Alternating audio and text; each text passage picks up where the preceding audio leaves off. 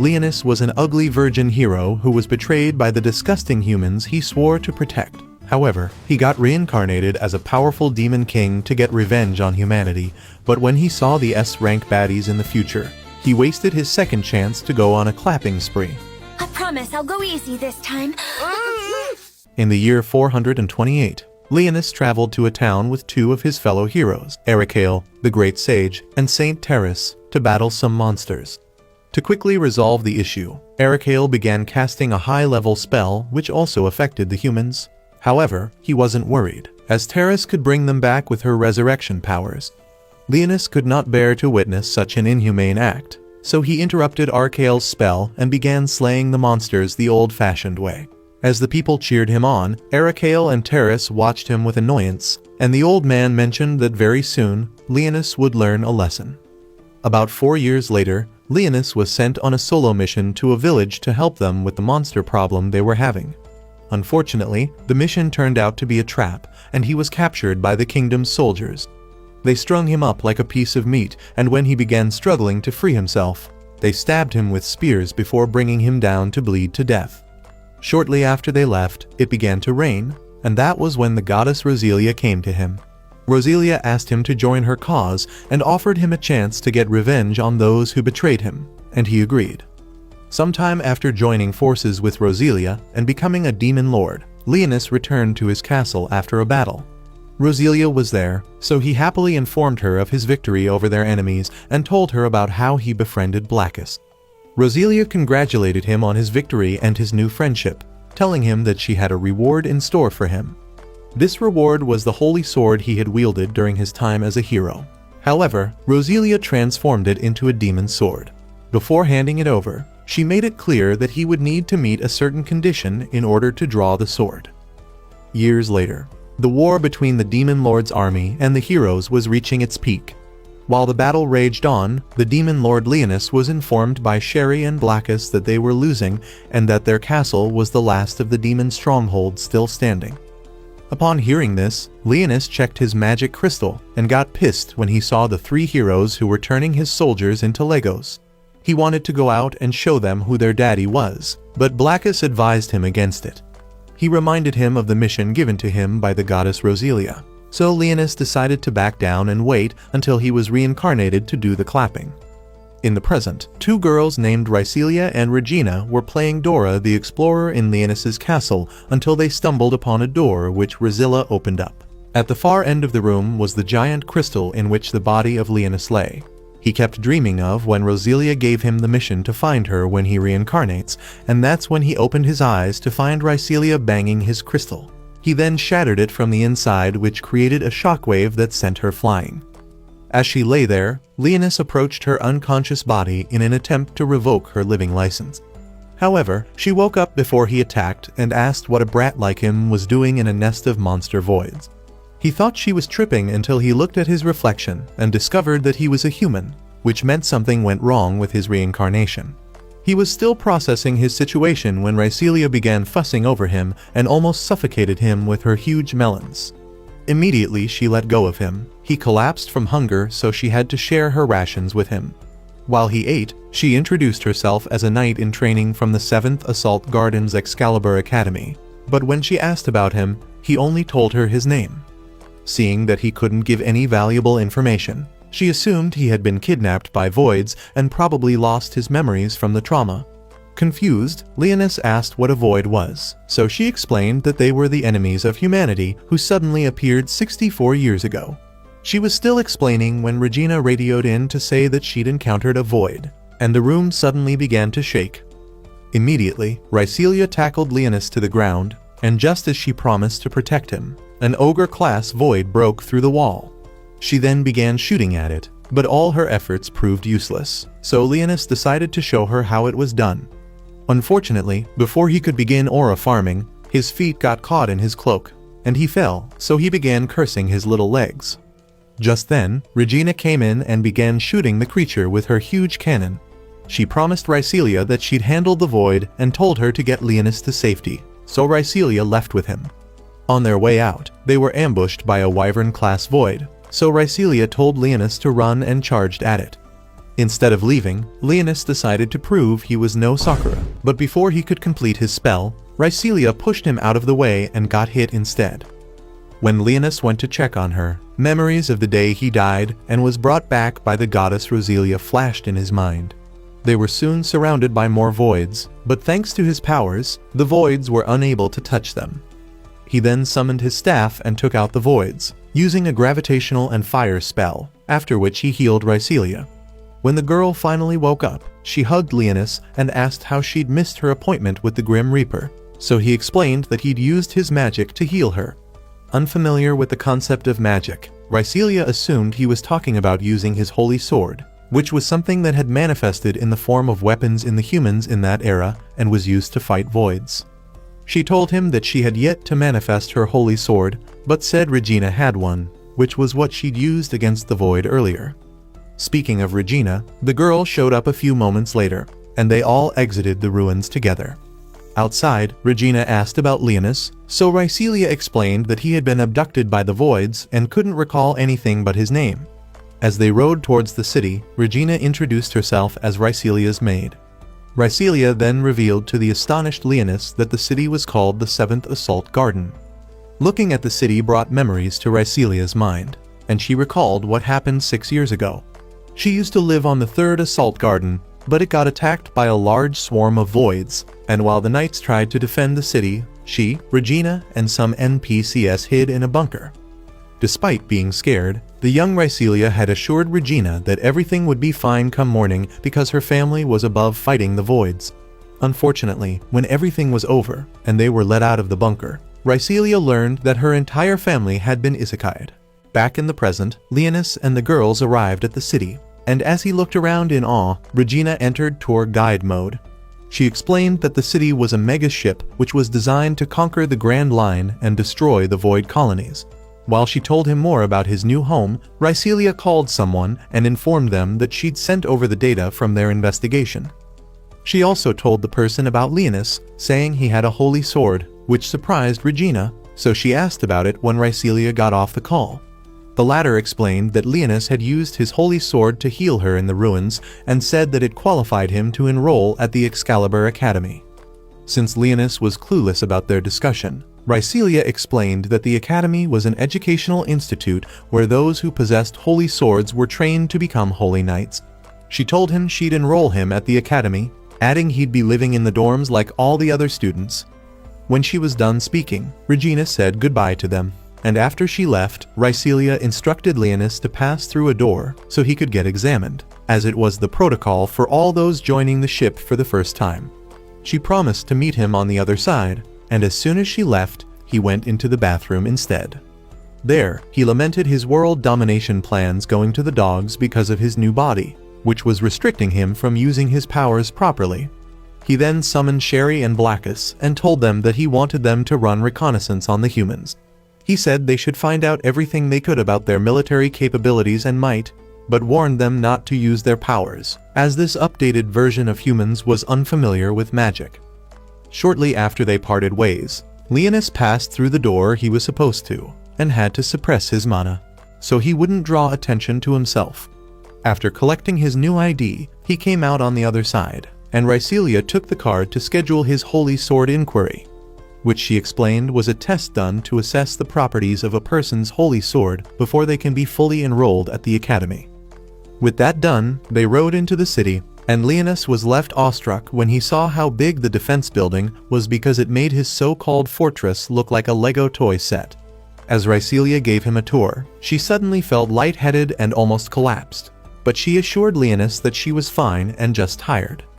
Before continuing on their way, she noticed some students training at the outdoor training center and commented on how she would return after resting to do the same.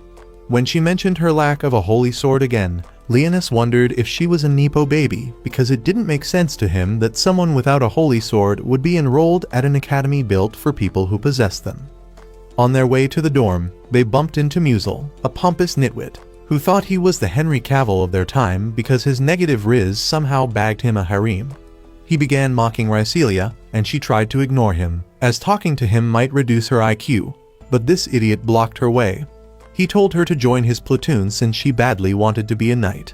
but she turned him down, saying she didn't hang out with brain-dead fools.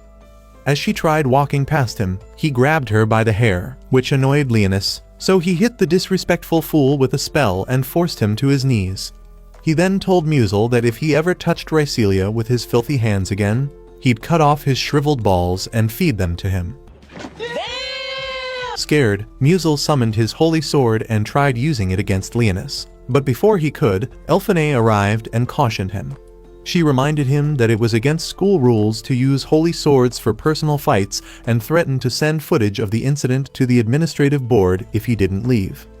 After he complied, Elphinae introduced herself to Leonis as the data analyst of Rhycelia's platoon and scanned his body to get his measurements. Just as she told Rhycelia that she'd have some clothes ready for Leonis, Rhycelia felt lightheaded again and had to rest against a tree to steady herself. Later, at the dorm, while Leonis was in the bathroom, Rhycelia came in, and as she began helping him, she asked if he'd like to join her platoon, even though they were the underdogs of the academy. Intrigued, Leonis asked why she wanted to become a knight when she didn't have a holy sword, emotional, damn it! And answered that it was because she wanted to become like her role model, Mulan, and protect those she loved. The next moment, she suddenly fell and was unable to move. So Leonis touched her thigh and activated the magic seal that had appeared after he healed her in the ruins. Immediately, she grew fangs and began sucking on him, and when she finally pulled back, he revealed that he hadn't healed her and she was still dead. The next day, when Rhycelia woke up to find herself in her bed, Leonis explained that he'd carried her there with his magic. This made her question who he was, so he told her that he was the reincarnation of Merlin, the greatest sorcerer to have ever lived. Since she didn't understand the concept of magic or sorcerers, he explained that in the past, magic was something people possessed, just like how they possessed holy swords in this era. He then revealed that he'd resurrected her as a vampire queen and said she'd drunk his blood because her mana had depleted and she needed his blood to refill hers. Rhycelia struggled to come to terms with her new identity, but maintained her composure and told Leonis about her past. She revealed that she was an orphan, as she had lost her family to a void attack and had been taken in by the academy. Since she came from a long line of holy knights, she'd been training hard to hasten the awakening of her holy sword. However, that was yet to happen. She expressed her concerns about not getting one now that she was dead, but Leonis told her not to worry about it. He said even if she didn't get one, it wouldn't matter because she had now become stronger than before. Later that day, they went to the cafeteria and Leonis learned that all the fortune he had was now useless. This was because the only form of payment that was now accepted was alchemically forged silver and not the gold he had hidden away. He was still trying to come to terms with his new broke status when his attention was drawn to Sakuya, who just walked into the cafeteria.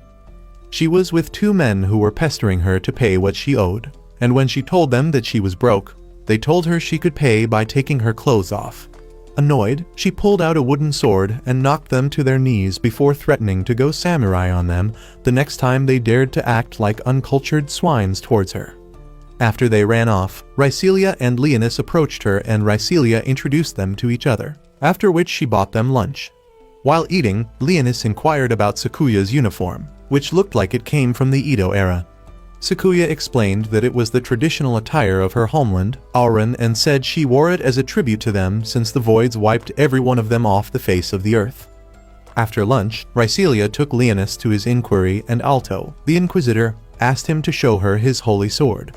Playing along, Leonis summoned his staff, so the woman asked him to show her what it could do.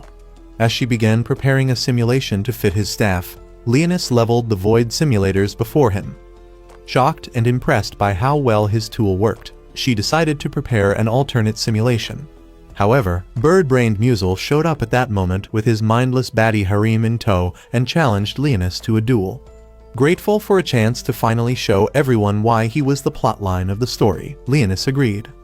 As Musil readied himself for the fight, his girls did the same, prompting Rhycelia to point out the unfairness of the situation. Leonis assured Rhycelia that he didn't mind, but she refused to listen and insisted on fighting alongside him.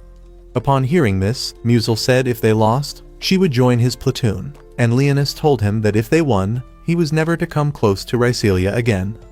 Rhycelia then selected a normal sword, And after Alto told them the rules of the match and signaled for them to begin, she charged at the girls.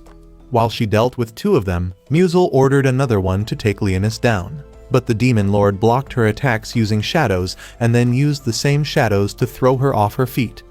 Seeing this, Rhycelia asked Musil to stop hiding behind the girls like a scared little wimp and fight like a real man. This statement made the students watching the match begin murmuring, and it unsettled Musil because he couldn't afford to let his street cred be tainted. Just then, Regina ran into the training arena and was surprised to find Rhycelia fighting. But Rhycelia didn't even notice her friend as she was too busy knocking out Musil's girls. After she took down the last girl, she went after Musil, but before she could strike him down, he used his holy sword to hold her in place. The coward then tried going after Leonis, believing him to be nothing but a weakling like himself. However, before Leonis could prove him wrong, Rhycelia manifested her holy sword and broke free of Musil's control. Immediately, she charged at Musil, and before he knew what was happening, she'd destroyed his holy sword. As she stood pointing her sword at him, Musil accepted his defeat, and Regina rushed towards Rhycelia to congratulate her for awakening her holy sword. Later, in their dorm, Rhycelia thanked Leonis, as she believed her holy sword had awakened because of him, but he told her not to thank him. He then explained it was her instincts as a minion to protect her master that forced her holy sword to awaken. Still, Rhycelia thanked him and promised to protect him with her life, after which she asked him to help her train so she could become stronger. After dinner, Leonis visited Elphinae to provide his biodata for the Academy's network. He inquired about her holy sword, the Eye of the Witch, which she used for collecting and analyzing data instead of combat. Elphinae shared that, after witnessing 2 teammates die in her previous platoon while serving as the main attacker, her sword lost its ability to fight, so she joined Rhycelia's platoon and became their analyst. After her story, she finished uploading Leonis's data, and he asked if he could get a copy of the map he saw on her computer screen. She gave him a tablet with the map, and after explaining how it worked, she let him leave. Leonis returned to Rhycelia's room, and as he looked at the map, he observed that there were correlations between the places where he'd fought the heroes in the past and the places where the void outbreaks occurred. He then summoned Blackus and the wolf, briefed him on what he'd learned so far about the ship and how it worked. When he mentioned that the ship was powered by a large mana crystal, Leonis said he wanted to get his hands on it, as it would be beneficial to his course. After Blackus left, Sherry showed up and informed him that no one in the city knew about him or the war that occurred 1,000 years ago. This led Leonis to suspect that someone had tampered with history, which didn't surprise him much, as he always knew humans were shady. At the same time, a team investigating void activity underneath the ship found a plant-like creature attached to one of the anchor chains, and it attacked them. The following day, Leonis woke up, and as he was reminding himself of his mission, he felt a slight pain in his neck and realized that Rhycelia had snacked on him while he slept. Immediately, he went to her room and forced her awake using his powers. Surprised, Rhycelia asked how he'd commanded her body to move, so he explained that the seal on her body allowed him to compel her to do his will. Since she was a bit dirty-minded, Rhycelia asked if he could also compel her to make plot with him, and he responded, saying he preferred a wormhole over an icy one. He then asked why she'd sucked on him without waking him up to enjoy it, and she apologized, explaining that her urge had been too much for her to endure. Later, in the military command center, a meeting was held and all the top dogs of the city, including Alto, were present. They were shown the last footage the missing team sent before they were attacked, and Alto wondered out loud if the thing that attacked them was a Void Lord or a mutated Void. This statement caused the men to panic, as they all knew that the appearance of a Void Lord would spell doom for the city. Their opinions were divided on what course of action to take, so the acting commander ordered a reinvestigation of the route to determine what it really was. Later that day, while Leonis and Rhycelia trained, Leonis had Rhycelia fight his skeletal army, and after the training, she offered to buy him lunch to thank him. In another part of the city, Sherry got a job in a restaurant, but as a maid, she was so bad at kitchen duties that her boss sent her to sweep the front of the shop. Just as she was about to step out, she spotted Leonis and Rhycelia buying donuts and quickly hid. From her spot, she complained to herself about how she hated the fact that Leonis was going around with the female Gojo instead of her. Curious as to why Rhycelia was so special to Leonis, Sherry decided to tail them after they drove off. A short time later, Rhycelia arrived in front of the restaurant she had told Leonis about. Some brats came out of the restaurant to greet them, and Rhycelia explained that they were orphans living there. When they went inside, one of the boys lifted Rhycelia's skirt. Yeah, boy. So Leonis decided to step in and teach the brat a lesson. However, he stopped because Rhycelia laughed it off as a joke. Just then, the owner came down, so Rhycelia did the necessary introductions, and once the orphans heard Leonis had a holy sword, they begged him to show it to them. Unfamiliar with this kind of attention, Leonis didn't know how to react, but thankfully, Rhycelia took the attention away from him by offering the orphans donuts. At the same time, the second team sent to investigate the root void discovered that it was no longer attached to the anchor. This left them perplexed, but Elphine's sensors detected vibrations beneath the city. Following this, the higher-ups were informed about the missing root void, causing them to worry. To help them understand what had happened, Elphine was called upon to brief them on what she'd discovered. The girl gave them a detailed report on her findings and said that there was evidence of void activity on the ship. The council struggled to believe her claims and argued that a void could not bypass the ship's defenses. However, the scientists supported her findings, noting that they had received the same readings. This led the council to question how the void had managed to enter the ship, to which they were informed that it likely slipped in through the anchor chain openings. Still in disbelief, the board chairman asked why they had yet to track down the void, and Elphine explained that it was because the void had masked its presence. The man called her a liar, saying voids were the dumbest things on the planet after Yorex, so it was impossible for them to possess any intelligence. Elphine was just about to explain the concept of evolution to the pea-brained man when an alarm went off and reports of the root void's life location came in. A team was immediately dispatched to destroy it, but unfortunately for them, the root fought back. During the chaos, the live feed to the command center was cut off, and when it came back on, they were informed that the void had escaped. Hoping to find where it had gone, they began scanning the ship, and Elphine deduced that the void was heading for the power plant where the magic crystal was. She said if they didn't stop it, it would trigger a stampede, and they would have a repeat of what happened at the third assault garden. The acting commander immediately ordered soldiers to be dispatched to protect the power plant. Unfortunately, by the time they arrived, the void had already attached itself to the mana crystals, rendering the soldiers unable to take any action. With no other option, the acting commander declared that the ship would be shifted into fortress mode. He ordered the evacuation of all civilians to the shelters while military personnel prepared for the impending stampede. Immediately, everyone sprang into action just as the void took full control of the power plant. When the evacuation alarms sounded throughout the city, Rhycelia and Leonis hurried outside the restaurant to see what was happening. Rhycelia nearly fainted from shock when she saw portals opening and voids invading the city. She watched in disbelief as the city transformed into a massive weapon, firing at the voids. In another part of the city, Rhycelia's platoon members helped the citizens evacuate to shelters. However, Regina was worried about Rhycelia and asked Elphine if she'd been able to contact her yet. Elphine said she hadn't, explaining that communications were down, but she assured Regina that Rhycelia would be fine. She asked her to focus on their current mission, and shortly after, they all joined the fight. Back outside the restaurant, Rhycelia realized that she couldn't contact her platoon, so she decided to move everyone to a shelter. As soon as she disappeared inside the restaurant, Sherry materialized before Leonis, who found it strange that she had shown up without being summoned. However, he was glad she'd come and instructed her to go and assist Elphine, Regina, and Sakuya. Sherry didn't want to go and told him she'd rather stay by his side and protect him, but Leonis told her he didn't like clingy girls and demanded she do as she was ordered. Soon after she left, Leonis noticed that the voids had reached that part of the city, so he let Rhycelia know. She then instructed everyone to remain inside the restaurant, promising that she and Leonis would protect them from the voids.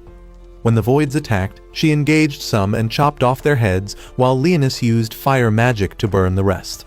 As more portals opened up around the city to allow more voids in, Sakuya and Regina fought some Ogre-class and Wyvern-class voids. Things continued going smoothly until a Hydra-class void dropped down into the middle of the city, bringing with it some Dragon-class voids. As they began destroying the cannons, Leonis decided it was time for him to go big and use a high-level spell. He asked Rhycelia to handle the small fries, and as he began chanting the spell to defeat the dragon, it dawned on him that he was doing too much to save a human city. However, he pushed those thoughts aside and completed the spell, so fireballs began raining down on the voids. When Rhycelia was almost hit, he ordered her to stand still, assuring her that as long as she didn't move, she'd be fine.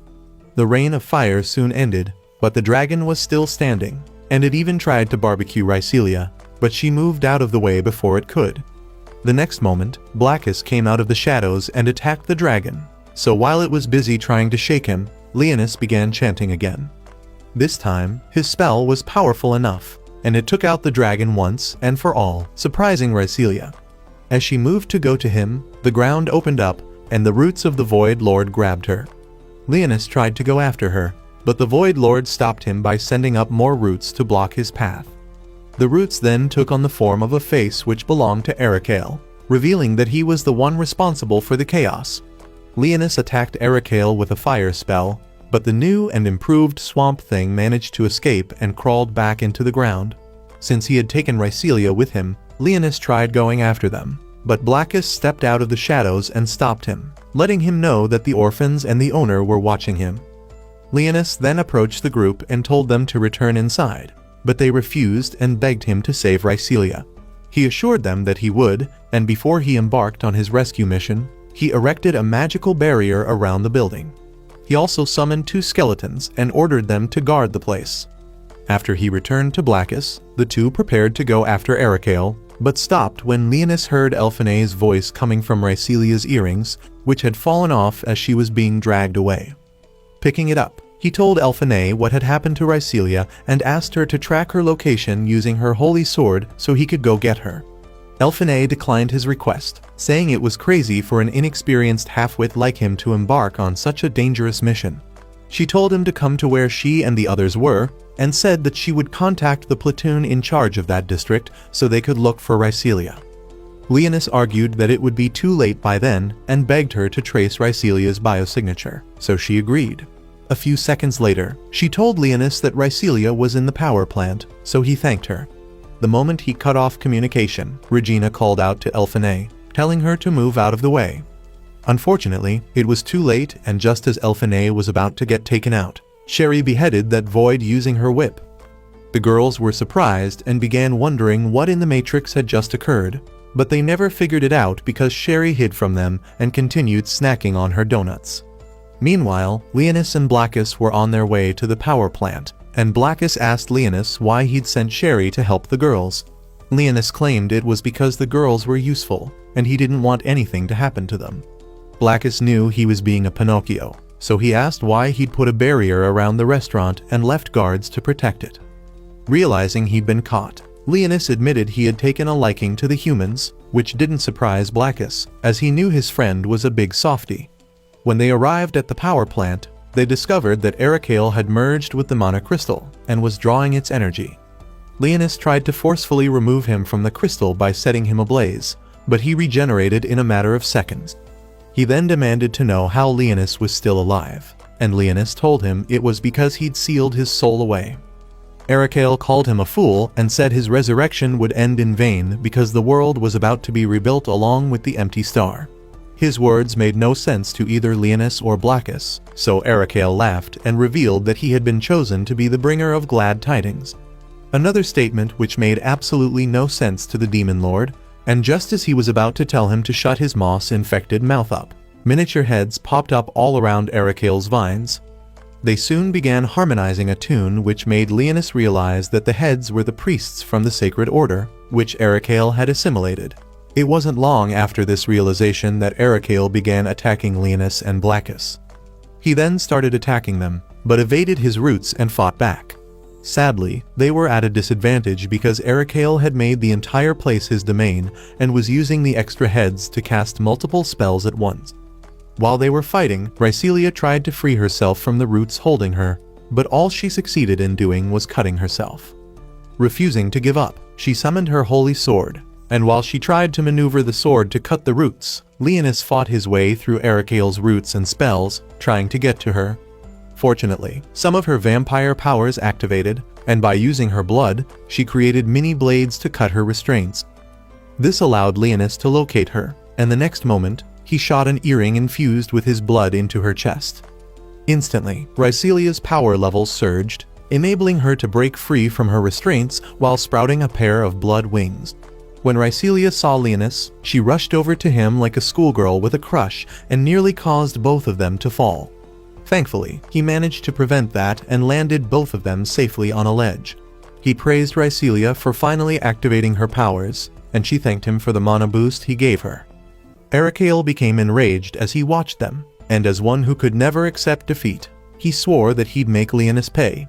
He then began chanting a spell, and since he had the priests to back him up, they knew the spell would be huge.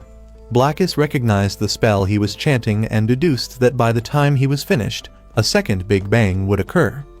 To foil his plans, Leonis asked Rhyselia to keep Erikael busy and buy him time to prepare something to defeat the Great Sage.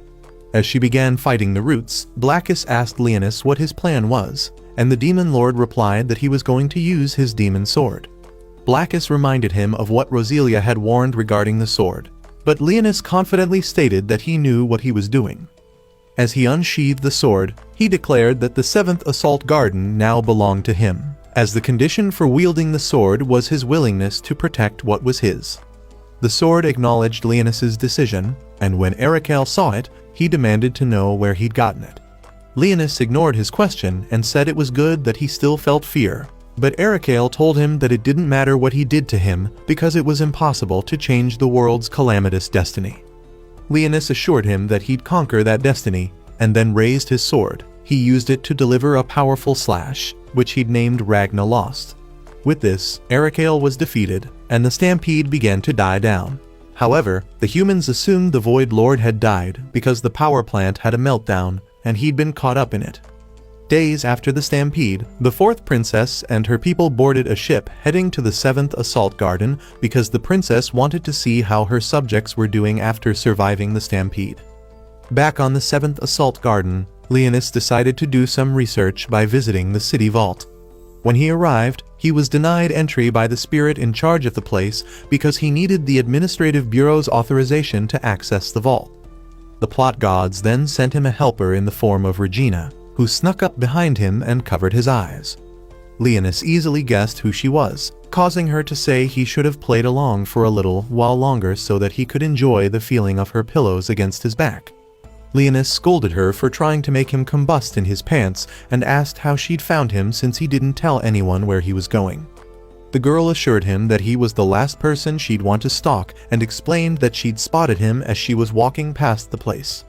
She asked what he'd come there to do, and he lied that he'd come to research the ancient language that was written all over the ruins they found him in. Believing his lie, Regina offered to help him, and as he watched in confusion, she approached the spirit and compelled it to let him in. His confusion soon turned to astonishment, and when he asked how she'd done it, Regina told him it was a secret. As they ventured into the vault, their phones simultaneously pinged, so they checked to see what the message was. It turned out to be an invitation to the commendation ceremony that was scheduled to take place on the princess's ship. Their platoon was part of those receiving the commendation because of the role they played during the stampede. Just then, Rhyselia called Leonis, and they made plans to meet at the harbor later. After hanging up the phone, Leonis asked Regina to go ahead without him, but she told him she wasn't going to attend the ceremony and then left. Meanwhile, inside the demihuman conservation area, some demihumans plotted to abduct the princess and negotiate with the Empire to release their imprisoned kin. As they made their plans, Elsa asked their leader, Basida, if it was advisable for them to embark on such a dangerous mission when they knew the humans possessed holy swords. The person who answered her query was Sharnak, who materialized out of nowhere and joined their conversation.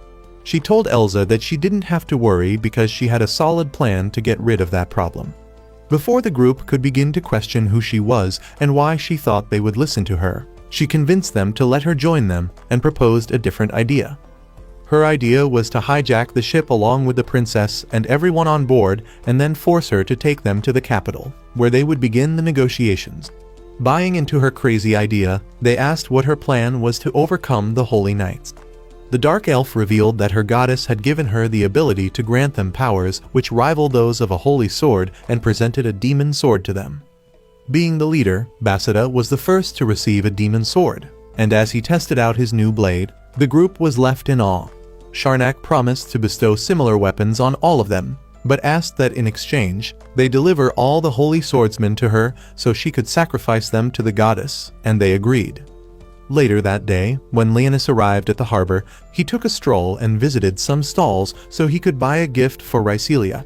He deluded himself into believing he was doing it to reward her for being a good servant and not because he had grown fond of her.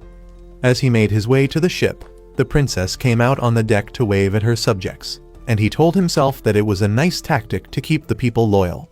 Rhysselia and the others soon arrived, and after Leonis approached them, he gave Rhysselia the gift he bought for her. Rhysselia was very pleased with the keychain but teased him, saying that he would grow up to become a certified Rizlord, which surprised him as he didn't think he even had game in the first place.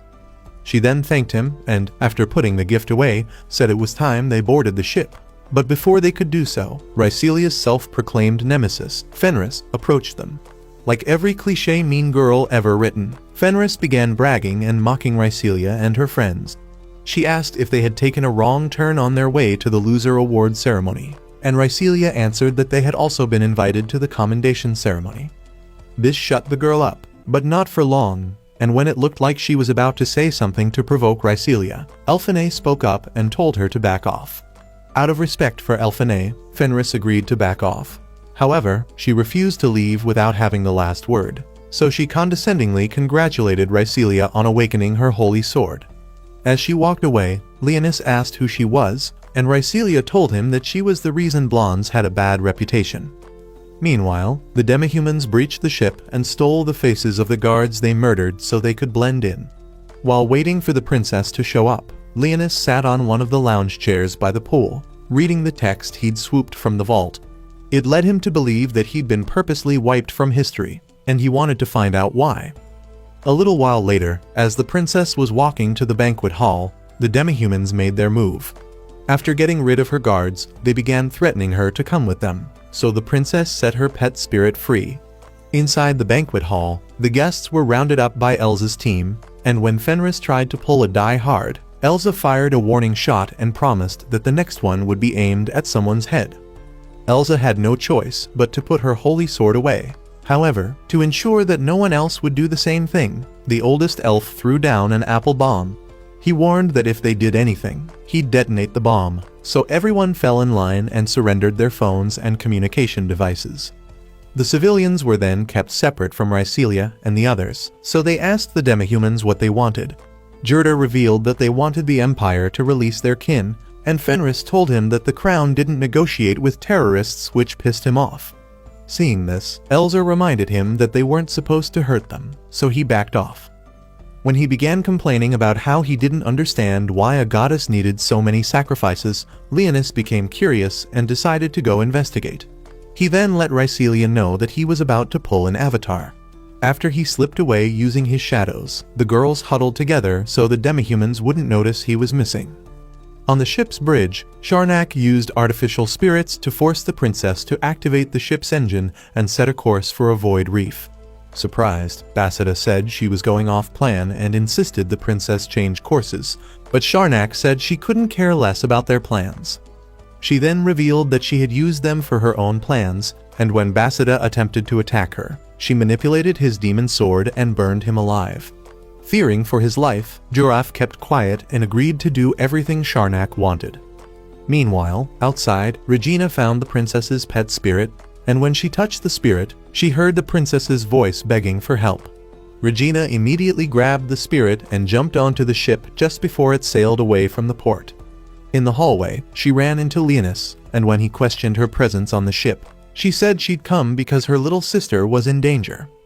For context, she revealed that she was actually the fourth princess of the Empire. However, she'd been tossed aside because of the circumstances surrounding her birth.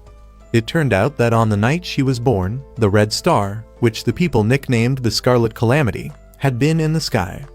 Since it was considered a bad omen for royals to be born when the star was out, the king ordered that she be mailed back to heaven. Thankfully, Rhysilia's grandfather was there at the time, so he convinced the king to let the baby live and then took her back home with him. There, he handed her over to Rhysilia's father, who took her to his home and raised her alongside Rhysilia as her maid to keep her identity a secret. However, the only people who knew her real identity aside from Rhysilia's family were her platoon members. Realizing that her story was dragging on, Regina said that she'd found her sister's pet spirit and had learned the situation on board the ship from it. It turned out that all members of the royal family could connect with spirits, which explained how she'd managed to manipulate the owl at the vault. Leonis then told her that he'd slipped away from the banquet hall unnoticed to look for the princess and asked her to join him. Regina quickly accepted the offer and put the spirit down so it could lead them to the princess. Back in the banquet hall, Elflane informed Rhysilia that she'd analyzed the features of the bomb using one of her drones, which was hidden behind the chandelier. She said the elf's wand was the bomb's trigger and asked Rhysilia to buy her time to delay the bomb's activation. To grant her request, Rhysilia used a fork to pierce her finger so she could use her vampire powers. Meanwhile, when Leonis and Regina arrived on the bridge, nobody was there, and Regina noted that they couldn't steer the ship away from its set course because all the controls had been shut off.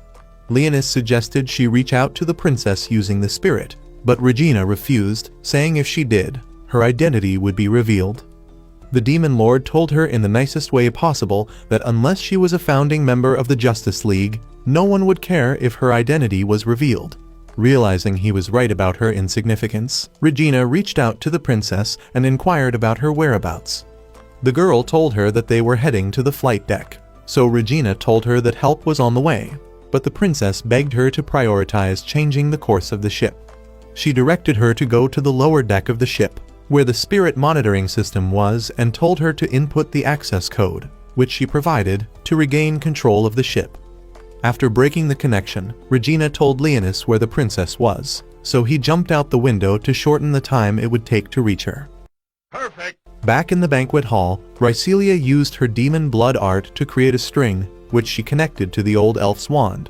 Just as she was about to give Elflane the go-ahead to jam the signal, Fenris decided to see what being the MC felt like. She began taunting the demihumans, causing Jurder to get annoyed and start yelling at her. The only reason he shut up was because Sakuya, who had untied herself and was eating, broke a plate. Immediately, Jurder zeroed in on her, but Elsa warned him to be careful because she could tell Sakuya was from Auran. It was no secret that the Auran people were a crazy lot, and they chased the thrill they got from every fight they got into. Hating the fact that the attention had been taken away from her, Fenris spoke up, challenging Jurder to a fight, and when he charged at her, she went all Kung Fu Panda on him. Since everyone was distracted by the fight, Rhysilia and Elflane carried out their plan and disarmed the old elf. Realizing that their trump card was gone, Elsa tried to hold on to whatever ounce of control they had left by threatening them with her gun. The next moment, Sakuya hit her with the hilt of her sword, and she passed out. Fenris then activated her holy sword, which transformed into a pack of ice wolves, and commanded them to attack Jurder. With the elf as the only remaining opponent, Rhysilia swiftly knocked him out. She then scolded Fenris for almost jeopardizing their plan with her loud outburst. After freeing all the hostages, Rhysilia attempted to call Leonis, but was unable to get through to him. She was still trying to contact him when the Voids began boarding the ship, so Fenris and Sakuya began fighting them. Elflane and Rhysilia started helping the civilians out of the room, and while they were doing this, Leonis contacted Rhysilia through the keychain he'd gifted her. He told her to go assist Regina, but Rhysilia explained that she was needed in the banquet hall because of the Voids. Leonis assured her that he'd made arrangements to handle the Voids, so she left Elflane in charge of crowd control and left to find Regina. The girls did their best to keep the Voids at bay, but things escalated when a Void, nicknamed the Brain Eater, showed up. Sakuya then asked the others to head to the other room and protect the people while she stayed back to fight Mr. Octopus. As soon as they complied with her instructions, Sakuya let loose, unlocking a secret technique which turned her holy sword into a demon sword. At that same time, Regina and Rhysilia arrived at the lower deck, and after getting rid of the Voids there, Regina went to do what she needed to do while Rhysilia stood guard. Outside, Sharnak forced the princess into the airship and left poor Giraffe to die at the hands of the Voids. However, as Sharnak attempted to fly off the ship and escape, Leonis held the airship in place using his shadows. Inside the hall, Sherry helped the girls slay the remaining voids, leaving them confused again, as they wondered who had helped them. In the main room, a tired Sakuya rested after having slayed Squidward's more evil twin. Back outside, Sharnak faced Leonis and scoffed in disbelief when he introduced himself as a demon lord. She told him that he was being delusional, but Leonis made her eat her words by countering the spell she attempted to use against him. He then bound her with his shadows and asked her to tell him the name of the goddess she served. Before Sharnak could say anything, her body began shaking, and a sword forced its way out of her body.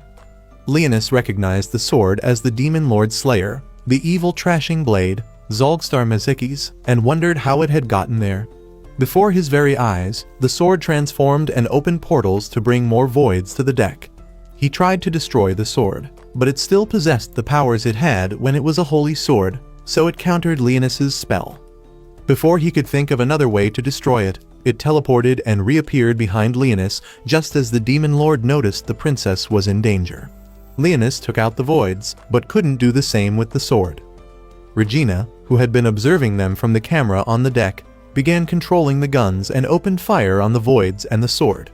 Unfortunately, that did nothing against the sword, so she began launching missiles at it, and surprisingly, Rhycelia came flying out of one of the missiles like a jack-in-the-box. After she landed in Leonis's arms, he instructed her to take on the voids while he took on the sword. He then pulled out his demon sword and destroyed the corrupted sword, using Ragna Lost. Later, when everything was over, the princess thanked Rhycelia, Elfine, Sakuya and Fenris for saving her and everyone else on the ship. When she inquired about Regina and Leonis, Rhycelia explained why they were missing from the gathering. The princess expressed sadness at not getting the chance to thank them, but Rhycelia assured her that they wouldn't hold it against her. She then told the princess that Regina wished her a bright and joyous future. Meanwhile, Leonis was lying in bed at the dorm because using the demon sword had maxed out his mana. Regina came into the room to check up on him, and he assured her that he'd be fine after some rest. The girl knew he would. However, she wanted to show gratitude to him for helping her, so she kissed him and told him to keep it a secret. Days later, as the remaining members of the demi-human rebel group were being chased by the Holy Knights, Leonis came to their rescue. Feeling like Medusa, he turned the knights to stone and then revealed himself in the most theatrical way possible, hiding his face behind a mask. He forced the confused demi-humans to their knees and introduced himself to them as the Demon Lord, Zal Vals. After his introduction, he gave them two options. They either pledged their loyalty to him or got caught by the knights. The choice wasn't an obvious one, but the demi-humans decided to take their chances with the masked psycho and pledged their loyalty to him. Just as he opened a passage leading to the hidden labyrinth he created for them, his phone rang. The person calling was Rhycelia, and she wanted to know where he was. Leonis quickly hung up before his cover got blown and then proceeded to make a dramatic exit, leaving his new subjects confused. It turned out that Rhycelia had gone looking for Leonis in his room, but had found Sherry sweeping the floor instead. Believing her eyes to be playing tricks on her, she closed the door, and when she opened it again, the maid was gone. Shortly after, Leonis appeared in his dorm room and, after stashing away his cloak and mask, he ventured out to search for Rhycelia. He found the girl getting dressed with her door wide open and quickly looked away. Unfortunately for them, the writers had decided that this fanservice moment needed a plot twist, so Regina walked in. When she saw them, she asked if she needed to place a call to the authorities, and they assured her that it was all a misunderstanding. After Rhycelia got dressed, they sat down to eat the sandwiches Regina brought, and their conversation soon shifted to the rumors that their dorm was being haunted. This was because people had been seeing Blackus and Sherry hanging around the place. Rhycelia immediately agreed and told them that she'd seen the maid sweeping Leonis's room. This prompted Leonis to make a mental note to tell his people that they were bad at keeping a low profile. Rhycelia then asked Leonis where he'd gone that morning, and he lied, saying he'd gone to train in preparation for the practice match they had later that day. The girls told him it was a wise decision and said they had to do their best if they wanted to beat Fenris's platoon and rank up. A few hours later, the practice match began, and Rhycelia and Leonis worked together to take one of the flags belonging to Fenris's platoon. Elfine had the important duty of guarding her platoon's main flag while also watching over her team. She and Regina worked well together, but Sakuya got a bit overenthusiastic and began chasing after Fenris's ice wolves.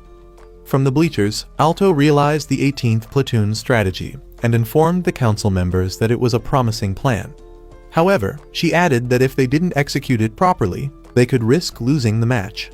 At that moment, an ice wolf charged at Rhycelia, and when she tried to fend it off, another wolf approached from behind and bit her leg. Leonis quickly destroyed the wolf, but the ice burn on Rhycelia's leg lingered, and it was painful. Fenris revealed her true identity and laughed at Rhycelia for falling into her trap. However, Rhycelia told her to stop acting so arrogant. She questioned why Fenris, as the captain, was guarding a sub-flag. Fenris responded that she wanted the opportunity to fight Rhycelia. Women. Feeling confident, she disclosed her platoon's strategy, which made Rhycelia realize that they had been playing Fenris's game all along. Leonis admired the girl's knack for planning and strategy. However, he wished she'd stop talking for once, as the sound of her voice was as annoying as a mosquito. Tuning back into her yapping session, he heard her declare that she would win before she made boxing gloves out of her ice wolves. Her teammate tried to take Leonis on, but he knocked her out and returned his attention to Rhycelia and Fenris's fight.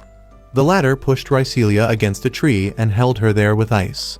Rhycelia managed to break free from her ice cuffs and charged at Fenris, knocking her down and standing over her with her sword. Shocked, Fenris fainted, and a few short minutes later, her platoon's main flag was captured, securing victory for Rhycelia's platoon.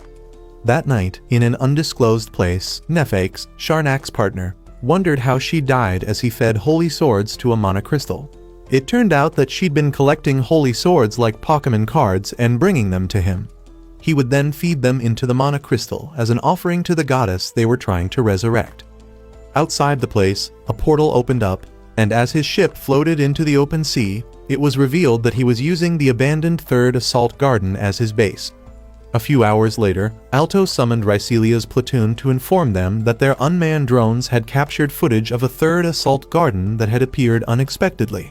She explained that the ship was heading toward them and mentioned that they had received 2 distress signals from it. Alto indicated that these signals could suggest the presence of survivors on board, but they wouldn't know for certain until they investigated. She assigned the mission to the platoon, which was straightforward: look for survivors and shut down the ship's engines.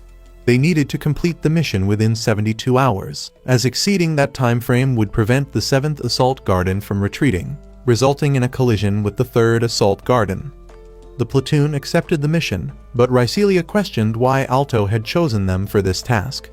Alto admitted it was because Rhycelia and Regina came from there, but also said she believed in their capabilities as a team. Rhycelia thanked her for her honesty and tried to suggest they leave Leonis out of the mission, but he protested. The following day, while the girls gathered at the flight deck, Leonis met with Blackus and Sherry. He tasked Blackus to watch over the city in his absence and instructed Sherry to accompany him. Sometime after they left for their mission, Regina became bored, so she made Leonis lie on her lap so she could clean his ears. While she did that, Leonos drifted off and dreamt of the past when Roselia told him she would disappear from the world soon. Leonis had thought she was joking, but she assured him that he wasn't and said she would be reincarnated 1,000 years from then. She told him his mission as her loyal servant was to find her in her new body, but made him promise to do something if she ended up turning into something else. Leonis woke up before she told him what to do, and he was surprised to see that he was in Rhycelia's lap and not Regina's. Elfine soon informed them that they had arrived. After she landed the aircraft, everyone disembarked. Rhycelia then instructed Regina, Sakuya, and Elfine to determine the exact location where the distress signal came from. She mentioned that she and Leonis would head to the power plant to shut it down, but Elfine insisted on sending one of her drones with them. As the group separated, Leonis instructed Sherry to accompany the girls and keep an eye on them in case of an emergency. Though the demon maid was unhappy with this assignment, she had no choice but to obey her master's orders. Shortly after, Leonis and Rhycelia were attacked by a void, and Rhycelia became trapped under a light pole. Meanwhile, a few minutes before the aircraft landed, an elf named Arl suddenly appeared in another part of the abandoned city. She had been sent there from the past and was confused as to why the place was the way it was. However, she found herself some clothes, and after getting dressed, she went to survey the area. While she was doing this, she spotted the aircraft and watched in confusion and awe as it landed. She was so distracted by the sight that she didn't notice Nefakes had appeared behind her until he spoke up. Surprised, Arl turned to face him, and he told her it was an honor to be in the presence of the great elf hero herself. Hearing this, Arl became defensive and cautiously asked if he was also from the past. Ignoring her question, Nefakes introduced himself and said he knew she was there to destroy the goddess's vessel. His words made her distrust him, so she deemed him an enemy and tried to attack him, but he disappeared. The next moment, a void came up behind her, so she turned her attention to it, preparing to fight. At the same time, Rhycelia and Leonis were also getting attacked, so Leonis used his shadows to teleport Rhycelia to an underground tunnel to prevent her from getting hurt. The void attacked him with a spell, destroying Elphine's drone in the process, but Leonis was unharmed thanks to his barrier. When he tried to retaliate, the void defended itself with a barrier, making him realize that it was mimicking an angel. This realization pushed him to try a high-level spell because the void would keep countering the low-level ones. Elphine and the others heard the explosions, and when Elphine confirmed that her drone had been destroyed, Regina suggested they head towards that direction. Back where Leonis was, the void kept attacking and countering all his spells, but he managed to defeat it using a fireball spell and a lightning spell. With the void gone, he rushed to check on Rhycelia, who assured him that she was fine until she tried standing and discovered her legs were affected. Leonis told her not to worry and said that her vampire abilities would heal her. However, it would take a while. He suggested finding a place to lay low until she had healed, but as he was speaking, he noticed some figures approaching them. Immediately, he attempted to attack, but Rhycelia stopped him, saying that her mana counter wasn't detecting any signals. As the figures drew closer, they were revealed to be ghosts, and Rhycelia recognized the crest on their clothing as belonging to her family. William, who seemed to be the leader of the group, asked if they had come because they had received their distress signals. Confused as to why ghosts were sending out distress signals, Rhycelia asked what their aim was, and William explained that they had wanted to warn them. He said a Void Lord had taken up residence in the power plant and merged with the mana crystal, and once it was done absorbing all the energy from the crystal, it would awaken. Rhycelia told him that they needed to confirm if his story was true because nobody would believe them if they said ghosts had given them the information. She said if they gathered evidence of the Void Lord's presence, they could convince those back home to evacuate. William promised that they would help her gather the proof, but he suggested that she go with them to her family's estate and stay there until she was fully recovered. When they reached the surface, Rhycelia was surprised to find that the ghosts had sent a limo to pick her up.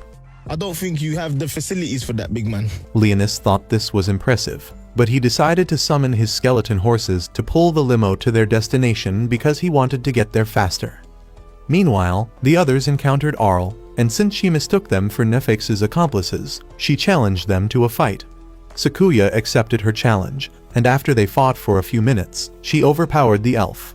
However, she acknowledged that her victory was due to the fact that Arl was injured. It turned out that the elf had been hurt badly while fighting the void and was only pretending to be in one piece.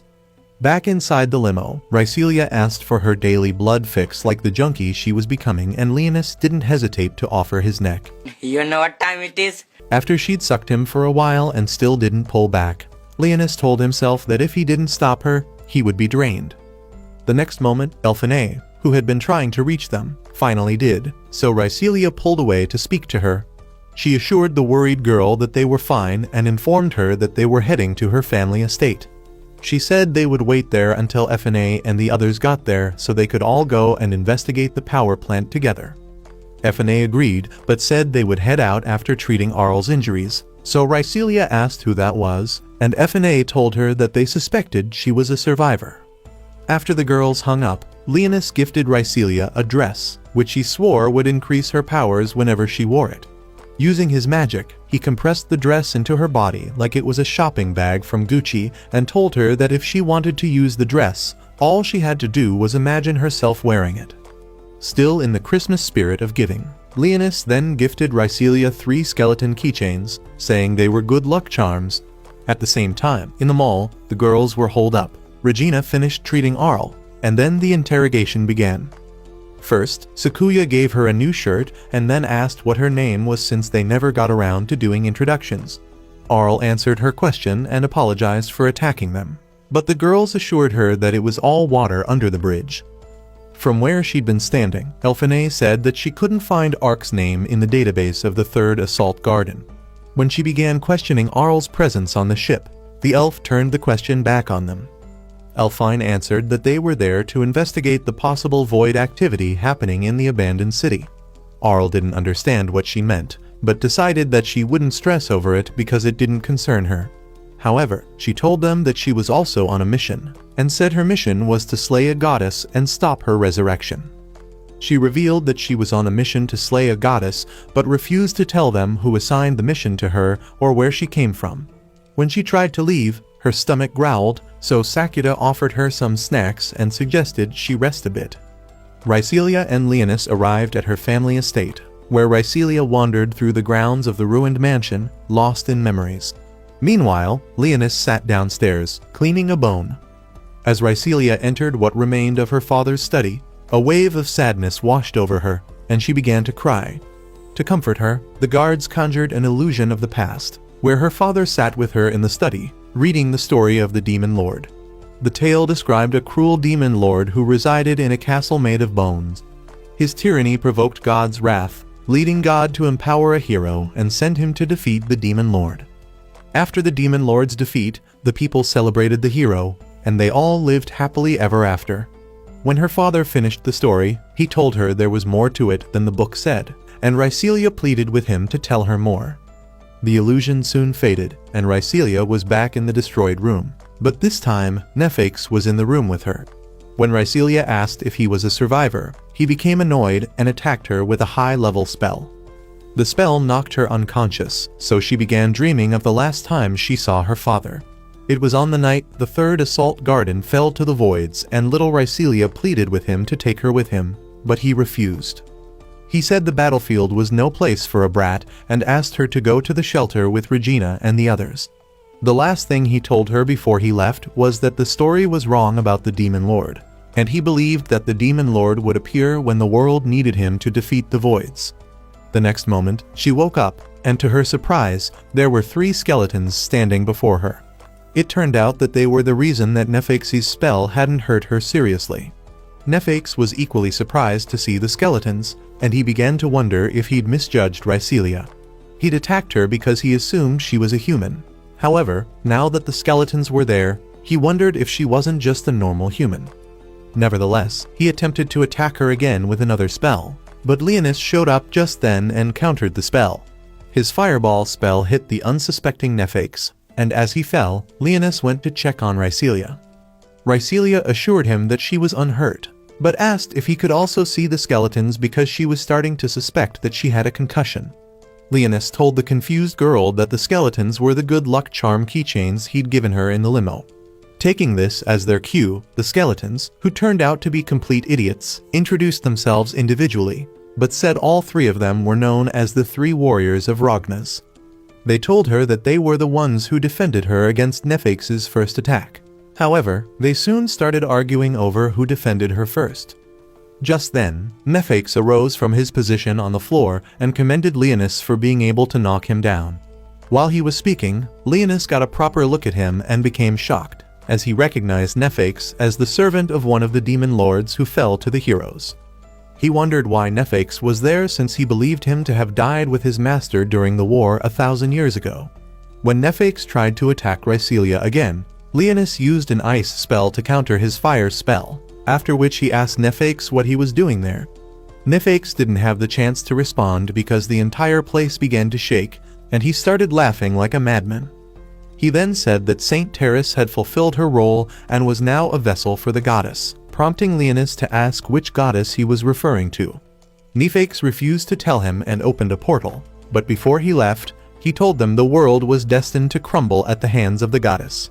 After the portal closed, the tremors started again, and Leonis spotted the symbol of the sacred order shining in the sky. Before he could process what was happening, the skeletons urged them to leave the building. Once outside, they saw the giant remains of Terrace rising from the power plant. William explained that she was the Void Lord they had been warned about. As they watched, the Void Angels circling her began chanting the hymn of the Sacred Order. When Terrace started to move, the angels swooped down and attacked Leonis and the others, but they managed to fend them off. Unfortunately, each void they destroyed regenerated due to Terrace's regeneration ability, making things increasingly difficult for them. However, Leonis directed the group to smash the voids' heads. At the same time, the voids attacked the girls in the same manner until Elfine analyzed the situation and discovered that their heads were their weaknesses. She then sent out her drones to locate a vehicle they could use to reach Rhycelia and Leonis. Once she found one, the four of them rushed to it. Meanwhile, Rhycelia and the skeletons continued to smash the voids' heads. However, Leonis decided it was time to eliminate Terrace and bring an end to the chaos. He cast a high-level fire spell, which was as hot as the sun, but despite its intensity, Terrace remained unharmed due to her regenerative ability. In retaliation for what he'd done, Terrace cast a level 11 spell which burned everything it came in contact with, including the voids. Leonis protected his group with an equally high-level barrier, and when her reign of destruction halted, he removed the barrier. He then instructed Rhycelia and the skeletons to keep watch while he prepared to confront Terrace. He drew his demon sword and floated into the air, hoping to improve his chances of hitting Terrace with Ragna Lost. However, as he focused on his attack, he heard Roselia's voice coming from within Terrace's body. She asked if he truly intended to slay her with the sword she had given him, leaving Leonis puzzled about how she could be inside a Void Lord. Frustrated, he unleashed the power of his sword, but Terrace absorbed the attack and retaliated with magical arrows. The arrows struck everything in sight, including Leonis, causing him to fall to the ground. Rhycelia attempted to rush to him, but hesitated when she saw Terrace preparing another level 11 spell. After being conflicted on what to do, Rhycelia eventually activated the dress Leonis gave her. Using her blood as a power source, she sent a slash in Terrace's direction, which hit her and caused her to fall to the ground. Rhycelia then rushed to Leonis's side while the skeletons protected them and discovered that he was dying. Leonis weakly asked Rhycelia to leave, but she refused, pressed her bloodied hand to his wound and began transferring blood to him. While she did that, Leonis's past flashed in his mind, and he finally remembered what Rhycelia said to him on that day. She had told him that if in the future he found her, and she was something else, she wanted him to slay her with his demon sword. Leonis responded that he couldn't keep such a promise, so she told him that he should ensure that he found the real her. The next moment, Leonis opened his eyes and declared that the fake goddess would die by his sword. He thanked Rhycelia for saving his life and asked her to give him a piece of her dress, which he used to repair his damaged shirt. Magic. Just then, Terrace started getting back up, so the Demon Lord informed his minion that he wanted to get rid of her for good this time. However, he needed a little help in the form of mana because using the sword the first time drained most of his mana. Hearing this, William and the other ghosts approached him and asked him to convert their souls into an energy source. They also asked him to use the souls of all those who died on the day of the stampede and were still trapped there, since theirs alone wouldn't be enough. Looking at the ghosts, Leonis realized that it was Terrace's resurrection abilities that gave them astral forms. When Leonis still didn't say anything, William pleaded with him to grant them this last wish, so Leonis assured him that he would. However, as he began gathering up the other souls, he told William he had a job for him and his friends. He then summoned some skeletons and merged their souls with them, so that they could stand with Rhycelia and fight for the first and last time. His instruction to Rhycelia was to lead them into battle and keep the voids at bay until he finished gathering all the souls to vanquish Terrace. On the other side of the city, Elfine got the bikes to work, and Arl asked them to let her go with them, saying she had a duty to fulfill. The girls were against this, as she was wounded, but Sakuya convinced them to let her come with them. On the way, Elfine took control of Regina's bike, using one of her drones so that the princess could blast the voids trying to attack. Arl and Sakuya also helped to fight the voids as the bikes drove down to the power plant. On Rhycelia's side, she and the skeletons fought the voids, but Terrace tried to intervene by casting another level 11 spell. When Rhycelia saw this, she grabbed Leonis and flew up to keep him from getting hurt, and he told her that he needed a few more minutes. While he was finishing the soul-gathering process, Elphinae and her girls noticed the road was destroyed. They contemplated turning around, but Elphinae was feeling like a daredevil, so she kept driving and leapt over the gap. As soon as they made it to the other side, a void suddenly showed up and tried to attack them. Thankfully, Sherry was still watching over them, so she made a quick appearance and got rid of it for them. By then, Leonis had finished gathering the souls and began absorbing their energy into his sword, catching Terrace's attention. She tried to stop him by throwing a building at him. Whoa, calm down, Jamal. But Rhycelia cut it in half before it got close.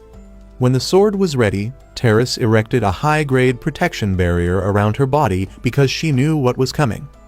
Leonis became worried that her barrier would hinder his plans. However, he didn't stop and prepared to hit her with Ragna Lost. At the same time, the girls approached Terrace from behind, and Arl infused her holy sword with her mana. Regina and Sakuta also got their holy swords ready, and when they were close enough, they simultaneously unleashed the power of their weapons in Terrace. Regina and Sakuya's combined firepower weakened the barrier, allowing Arl's strike to hit Terry, forcing her to drop the barrier completely. As Terrace held her side in pain, Leonis became distracted and wondered who was powerful enough to hit her and cause damage. However, when Terrace turned to face him and he began hearing Roselia's voice again, he remembered his mission and unleashed Ragna Lost on her. As she burned, Arl fainted, and Rhycelia heard her father's voice telling her that the Demon Lord would return and rid the world of voids. After Terrace's complete annihilation, the ship stopped moving and all the voids disappeared. William and the other ghost then said goodbye to Rhycelia, and she asked them to say hello to her family for her. After the ghosts left, Regina and the others showed up, so Rhycelia happily rushed to them. After she and Regina embraced, Leonis joined them, and to his surprise, he saw Sakuya carrying an unconscious Arl. Not wanting the girls to suspect something was off, he schooled his facial features and said nothing, even though his mind wasn't calm. He kept trying to make sense of the elven hero's presence in future, as the girls waved down the aircraft which came to take them home. This thought didn't leave his mind, and on the ride home, Rhycelia noticed he was troubled and asked what the issue was. Leonis answered that there wasn't an issue and quickly changed the topic by asking what book she was reading. She told him it was the fairy tale book her father used to read to her about a demon lord and the hero who defeated him. To pass the time, she told him a part of the story, and Leonis argued that they were all inaccurate. Rhycelia asked how he knew this, and he said it was simply his take on the story. However, he made a mental note to read the book, as it was the only thing in that era which talked about him, even though they were all lies. When he returned his attention to Rhycelia, she told him that he reminded her of the demon lord from the story, which shocked him. Later, Leonis filled Blackus in on what happened in the third assault garden, and Blackus was surprised to learn that Nephix was there. He was also surprised to learn that he was behind Terrace resurrecting as the vessel of the fake Roselia. Leonis told him that he was sure Nephix would show up again and said that when he did, he would make him reveal all that he knew. Sherry then reminded Leonis of Arl and cautioned him to be careful, so he wouldn't blow his cover, as the woman had good deduction skills. Leonis told her that he would and ordered her to shadow Arl until she learned why the elf was in that era. Rhycelia came into the room the next moment, so the maid quickly made themselves scarce. Thankfully, Rhycelia hadn't seen them, so she focused her attention on Leonis, asking if she could get a mana refill, and he agreed. Hours later, Arl awoke in the infirmary, and when she realized she was still in future, she concluded that her mission was yet to be over. As quietly as possible, she left her bed, located her sword, and then ruined all her stealth efforts by blowing a hole in the wall so she could escape. The sudden explosion caused alarms to go off, and when Leonis heard it, he looked outside his window and wondered if there would come a day when things didn't get rowdy. Do you think Leonis and Roselia used to make plot while he was in his demon lord form, or were they only about world domination? If you've watched up to this point and loved the video, you can check out the next video. See you guys in the next video.